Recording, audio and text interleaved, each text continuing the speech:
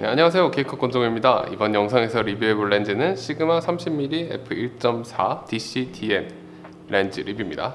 이번에 캐논 R7과 이 렌즈를 들고 임진각에 한번 가봤습니다. 가을이 지나가고 있어가지고 단풍이 끝물이긴 했는데 그래도 날씨가 좋아서 예쁜 테스트 샘플 이미지들을 많이 찍을 수가 있었어요. 이번에도 역시 무보정 로그 원본 사진들 많이 준비했으니까 렌즈의 컬러 표현, 배경 흐림의 느낌 등을 파악하시는데 도움이 되셨으면 합니다. 이 렌즈는 이미 소니, 후지, 니콘 할 거 없이 대부분의 브랜드에 출시되어 있는 크롭 미러리스용 표준 단렌즈입니다. 1.5배 크롭 미러리스들에게는 환산 45mm 정도 되지만 캐논 크롭 미러리스들은 1.6배 크롭이기 때문에 환산 48mm가 됩니다.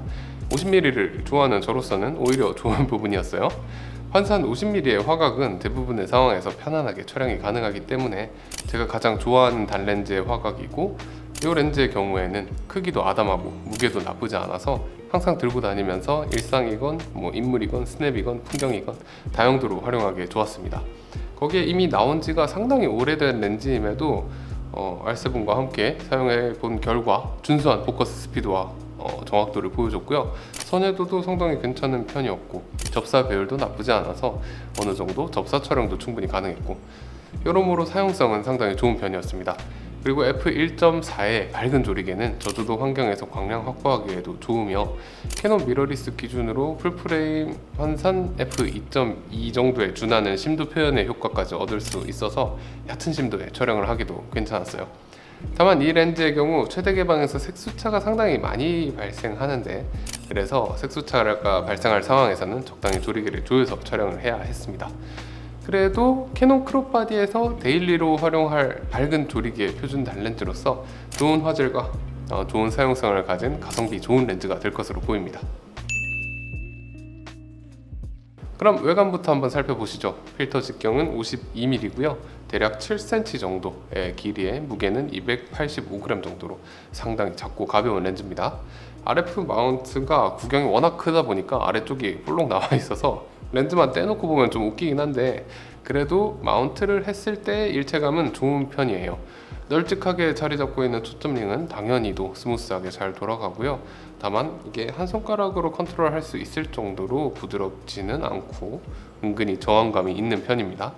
이외에는 아무것도 없는 모습인데 AF, MF 스위치도 없습니다.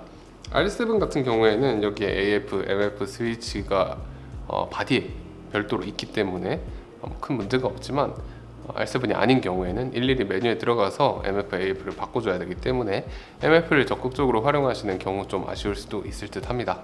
그리고 밥그릇 형태의 후드 함께 포함되어 있고요. 마운트부 한정으로는 방적 처리가 되어 있습니다. 센서는 최소한 보호해줄 수 있어요. 네, 다음으로 선회도와 근접 화질도 한번 확인해 볼 텐데, 테스트는 약 3250만 화소의 캐논 EOS R7으로 진행을 했습니다. 일단 중앙부부터 살펴보면 최대 개방부터 준수한 모습을 보여주고요. 조리개를 조금 더 조이면 아주 약간이지만 점점 더 좋아지는 모습을 보여줍니다. 그리고 F11 정도부터 회절로 선회도가 떨어지게 돼요. 극 주변부도 생각보다는 나쁘지 않은 모습이지만 그래도 중앙부에 비하면 소프트하다고 해야 될 것 같고요. 조리개를 조이면 조금씩 좋아지다가 F8에서 가장 좋은 선회도를 찍고 다시 떨어지게 됩니다. 근접 촬영 능력도 한번 살펴봅시다. 최소 초점 거리는 30cm 정도인데 최대 접사 배율이 0.14배 정도예요.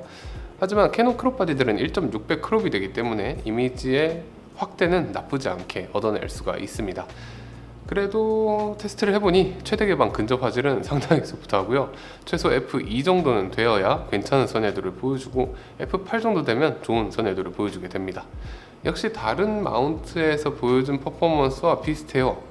최대 개방에서 준수한 중앙부와 다소 소프트한 주변부, 그래서 최대 개방 인물 촬영이라든가 피사체를 중앙에 두는 촬영 같은 것들을 할 때는 적당히 소프트하면서 심도가 얕은 감성적인 이미지를 굉장히 쉽게 얻어낼 수 있었고요.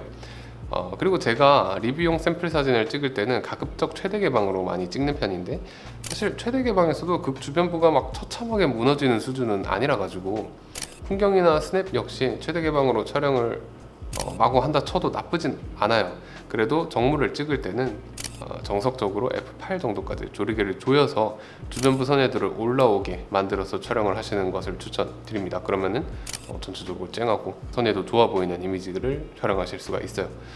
그 다음에는 라이트룸 프로필 교정을 끄고 렌즈의 왜곡과 비네팅도 살펴보시죠. 왜곡의 경우에는 배럴 왜곡이 강하게 나타나는 편이에요. 비네팅의 경우에도 최대 개방에서는 꽤나 있는 편이고요. 하지만 f2 정도만 되어도 비네팅은 많이 사라지고 f2.8에서는 거의 없어지게 됩니다. EOS R7과 함께 조합된 이 렌즈의 포커스 성능은 아주 훌륭합니다.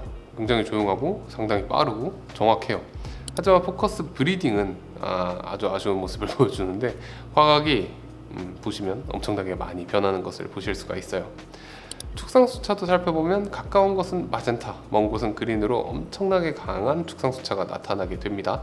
이는 조리개를 쪼을수록 조금씩 사라지긴 하고요. 조리개가 4 정도만 돼도 많이 없어지긴 합니다.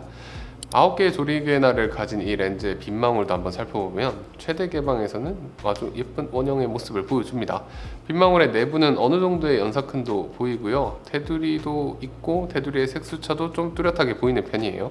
그리고 주변부에선 빗망울이 찌그러지게 되며 이는 f2.8 정도 되면 많이 사라지게 됩니다.